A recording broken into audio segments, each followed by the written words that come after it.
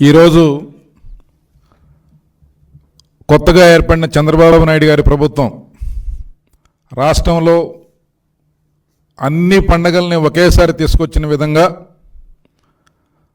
ఒక పండగ వాతావరణంలో ఈరోజు రాష్ట్ర ప్రజలందరూ కూడా ఉన్నారు. పోయిన నెల 4వ తారీఖు ఈ రాష్ట్రంలో ఒక నరకాసుడి వధ జరిగి ప్రజలు ఏ విధంగా పండుగ చేసుకున్నారో మనం చూసాం. మరోసారి రాష్ట్ర వ్యాప్తంగా శ్రీకాకుళం నుంచి చిత్తూరు వరకు రాయలసీమ అంతా కూడా రాష్ట్ర వ్యాప్తంగా అన్ని పండుగలు సంక్రాంతి, దసరా, రంజాన్, క్రిస్మస్ అన్ని పండుగలు ఒకేసారి వచ్చినంత ఆనందం ఈరోజు ఆంధ్రప్రదేశ్ రాష్ట్రంలో కనిపిస్తూ ఉంది. ఏదైతే మాట తప్పం మడెం తిప్పం అని చెప్పి పెద్ద పెద్ద మాటలు చెప్పి పరిపాలన చేతగాక రాష్ట్రాన్ని అన్ని రకాలుగా భ్రష్టు పట్టించిన జగన్మోహన్ రెడ్డి ప్రభుత్వం ఒకవైపు, రెండో వైపు 18 రోజుల్లో చెప్పిన పనిని సమర్థవంతంగా చేసి చూపెట్టిన నాయకత్వం, అలాగే ఏదైతే ప్రజలకు హామీ ఇచ్చారో ఆ హామీని సమర్థవంతంగా ఇంప్లిమెంట్ చేసిన ఒక సమర్థవంతమైన నాయకత్వం ఒకవైపు. ఈరోజు రాష్ట్ర ప్రజలందరూ కూడా చర్చించుకుంటున్నారు. రాష్ట్ర వ్యాప్తంగా ఉన్న 65 లక్షల మంది పెన్షన్దారులకి ఈరోజు ఎన్నికల్లో ఇచ్చిన హామీ మేరకు అధికారంలోకి వచ్చిన 18 రోజుల్లోనే ఇచ్చిన హామీని పూర్తి చేసుకోవటమే కాకుండా గత ఏప్రిల్ నెల, మే నెల, జూన్ నెల కలిపి జూలై నెల 1వ తారీఖు 7,000 రూపాయలు పెన్షన్ ఇవ్వటం అనేది ఒక దేశ చరిత్రలో ఇన్ని లక్షల మంది వితంతువులకి, వికలాంగులకి, వృద్ధులకి, అలాగే వివిధ రకాల వర్గాలకి, వివిధ రకాల సమస్యలతో బాధపడుతున్న వారికి అందరికీ కలిపి 65 లక్షల మందికి ఇన్ని రకాల పెన్షన్లు ఇవ్వటం అనేది దేశ చరిత్రలో ఒక అరుదైన రికార్డు. అది కూడా జగన్మోహన్ రెడ్డి గారి విధ్వంసకర పరిపాలనకి అస్తవ్యస్తమైన ఆర్థిక వ్యవస్థని చక్కదిద్దుతూ ఈయన ఎక్కడ అప్పు చేశాడో తెలియదు, ఎంత అప్పు చేశాడో తెలియదు, అప్పు చేసిన మొత్తాన్ని దేనికి వెచ్చించాడో తెలియదు, ఎక్కడికి తరలించాడో తెలియదు. ఆర్థిక వ్యవస్థని అన్ని రకాలుగా భ్రష్టు పట్టించాడు. అన్ని రకాలుగా అస్తవ్యస్తంగా తయారు చేసి ఈరోజు ఖాళీ ఖజానాని చంద్రబాబు నాయుడు గారికి అప్పచెబితే దాన్ని సైతం లెక్క చేయకుండా ఒక సమర్థవంతమైన నాయకుడు ఇలాంటి క్లిష్ట సమయంలో ఏమాత్రం వెనకడుగు వేయకుండా తమకున్న అపారమైన అనుభవంతో, తనకున్న అపారమైన పరిజ్ఞానంతో ఈరోజు ఒక కొత్త వరవడికి, సంప్రదాయానికి తెరలేపారు. ఎవరు ఊహించలేదు. 3,000 రూపాయల పెన్షన్ని 4,000 రూపాయలు ఒకటేసారి చేస్తూ ఆ 4,000 కూడా ఏప్రిల్ 1వ తారీఖు నుంచి పాత ఎరియర్స్, పాత బకాయిలు కలిపి ఈరోజు 7,000 రూపాయలు ఉదయం 6 గంటలకి ప్రతి ఇంటికి వెళ్ళి ఈరోజు పెన్షన్దారులకి ఆ యొక్క డబ్బుని 7,000 రూపాయలు అందించడమే కాకుండా వారి యొక్క మద్దతుని, ఆశీస్సుల్ని తీసుకుంటూ ఒక పండగ వాతావరణంలో ఈరోజు గ్రామాలు కానీ, పట్టణాలు కానీ అన్ని చోట్ల ఉంది. ఇది ఒకసారి మనం గమనించాల్సిన అంశం. ఆ రోజు జగన్మోహన్ రెడ్డి గారు అప్పటికే 2,000 రూపాయలు ఉన్న పెన్షన్ని 3,000 రూపాయలు చేస్తానని చెప్పి హామీ ఇచ్చి, ఎన్నికలు అయిపోయిన తర్వాత అధికారంలోకి వచ్చాక నేను అలా చెప్పలేదు, పెన్షన్ 3,000 వరకు పెంచుకుంటూ పోతాను, ప్రతి సంవత్సరం 250 రూపాయలు చేస్తానని చెప్పి అందులో కూడా మోసం చేస్తూ 2 సంవత్సరాలకు ఒకసారి 250 రూపాయలు పెంచి లాస్ట్ 3 నెలల్లో 3,000 రూపాయలు చేసి ప్రజల్ని మభ్యపెట్టి మోసం చేసి మోసపూరిత హామీలతో ఆయన రాజకీయ పబ్బం గడపాలనుకున్నాడు. కానీ ఆయన పప్పులు ఉడకలేదు. ప్రజలు ఆయన చేసిన మోసాన్ని గమనించారు. అందుకే ఆయనకి 11 సీట్లతో బుద్ధి చెప్పారు. తరువాత ఎన్నికల సమయంలో ఏదైతే ఒక రాజకీయ ప్రేరేపిత వాలంటీర్ వ్యవస్థ ఉందో ఆ యొక్క వ్యవస్థని కేవలం రాజకీయ ప్రయోజనాలకు వాడుకుంటూ పెన్షన్దారుని బెదిరిస్తూ, బ్లాక్మెయిల్ చేస్తూ గత ఎన్నికల సమయంలో కోర్టు అక్షింతలు వేస్తే ఆ వాలంటీర్ వ్యవస్థను పక్కన పెట్టి అలాంటి సమయంలో ప్రభుత్వ యంత్రాంగం ద్వారా పెన్షన్లు పంపిణీ చేసే అవకాశం ఉన్నప్పటికీ దాన్ని ఉపయోగించుకోకుండా మండు టెండలో ఆ వృద్ధుల్ని, వికలాంగుల్ని, వితంతువుల్ని ఎండలో నుంచోబెట్టి హింసించి రాక్షసానందం పొంది సానుభూతి పొందాలని చెప్పి జగన్మోహన్ రెడ్డి గారు ప్రయత్నం చేశారు. దీన్ని ప్రజలు చేత్కరించుకున్నారు. కానీ ఈరోజు అదే సిబ్బందితో ఉదయం 6 గంటలకు మొదలుపెట్టి ఇప్పటికీ సమయం 4 గంటలు అవుతా ఉంది. ఇప్పటికే 180% మందికి పెన్షన్లని సమర్థవంతంగా వారి ఇంటి దగ్గరికే అందించిన ఘనత చంద్రబాబు నాయుడు గారిది. ఆయనకు ఆ సమర్థత ఉంది కాబట్టే 18 రోజుల్లోనే ఇంత క్లిష్ట పరిస్థితుల్లో కూడా ఈ బాధ్యతను నిర్వర్తించారు. అందుకే ఎక్కడా కూడా చిన్న ఇబ్బంది జరగకుండా ఒక పండగ వాతావరణంలో, ఒక సంతోషకరమైన వాతావరణంలో ఈ రకంగా జరగడం దేశ చరిత్రలో ఎప్పుడూ లేదు. గతంలో ఏదైతే జగన్మోహన్ రెడ్డి గారు రాజకీయ దురుద్దేశంతో ఆనాడు ఆ 3 నెలల పాటు మండుటెండలో ఈ యొక్క వృద్ధుల్ని ఇబ్బందులు పెట్టడం ద్వారా 60 మంది ప్రాణాలను బలికొన్నాడు. కాబట్టి ఈ 60 మంది ప్రాణాలకు తోడు గత 5 సంవత్సరాల్లో ఈ రాష్ట్రాన్ని అన్ని రంగాల్లో అధపాతాళానికి తొక్కిన జగన్మోహన్ రెడ్డి గారు హిమాలయాలకు వెళ్ళి తపస్సు చేసుకున్నా కూడా ఆయన చేసిన పాపాలకి పరిష్కారం లేదు. ఈరోజు ఆయన వేదాంతం మాట్లాడుతూ ఉన్నాడు. చేయాల్సిందంతా చేసి నాకేమీ తెలియనట్టు నంగనాచి కబుర్లు చెప్తా ఉన్నాడు.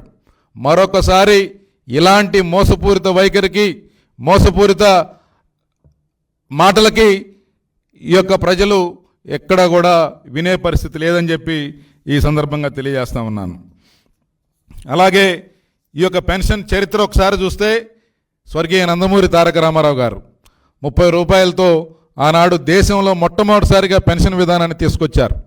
వృద్ధాప్యంలో ఉన్న వృద్ధులకి, లేకపోతే భగవంతుడు చిన్నచూపు చూపిన వికలాంగులకి ఒక మంచి భరోసా కల్పించాలి, వారిలో ఆత్మస్థైర్యాన్ని నింపాలి, ప్రభుత్వం అండగా ఉందనే భావన కల్పించాలి, ఆ చివరి దశలో వారిలో ఆనందం చూడాలి, వారి కళ్ళల్లో సంతోషం చూడాలనే ఒక సమున్నత ఆశయంతో ఆ రోజు స్వర్గీయ నందమూరి తారక రామారావు గారు ఈ పెన్షన్ విధానాన్ని ప్రవేశపెట్టారు.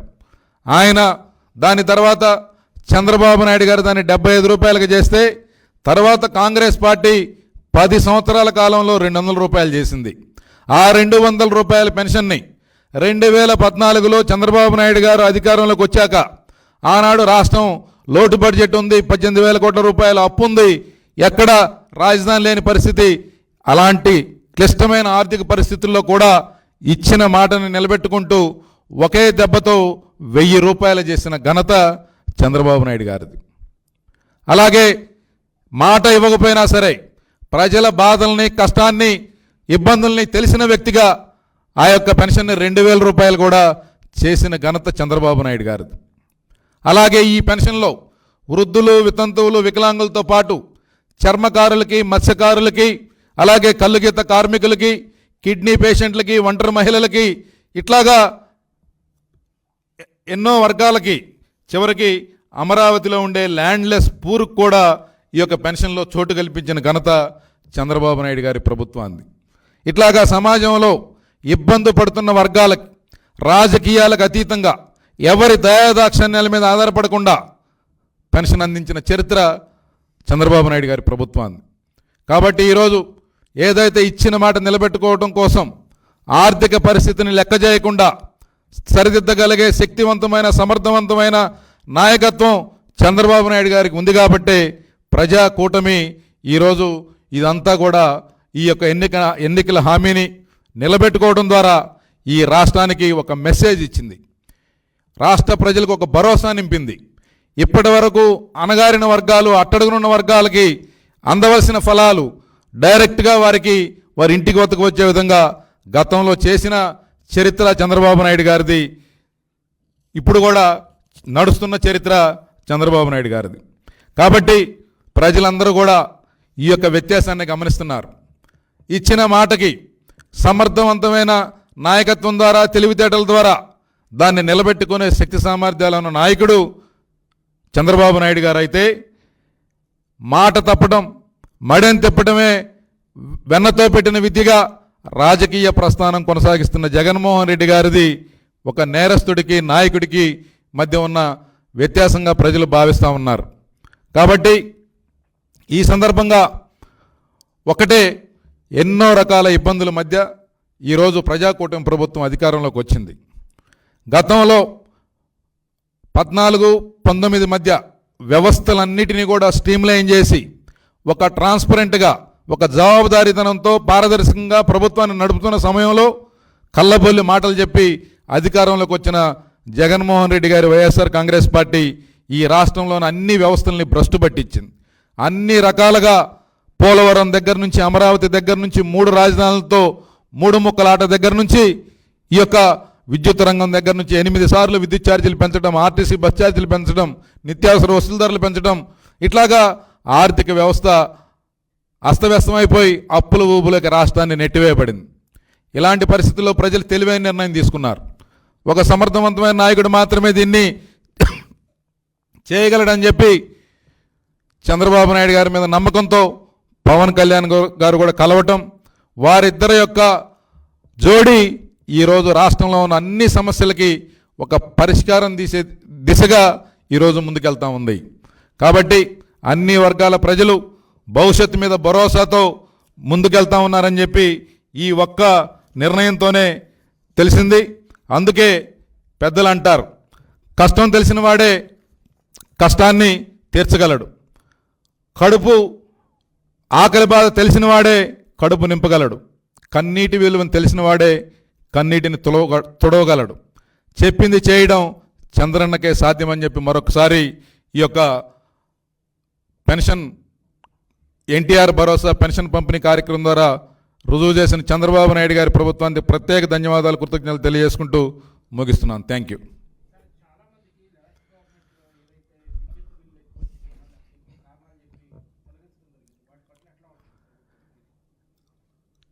ఏదైతే మోసపూరిత హామీలతో ప్రజల్ని మభ్యపెట్టడం జగన్మోహన్ రెడ్డి గారికి వెన్నతో పెట్టిన విద్య.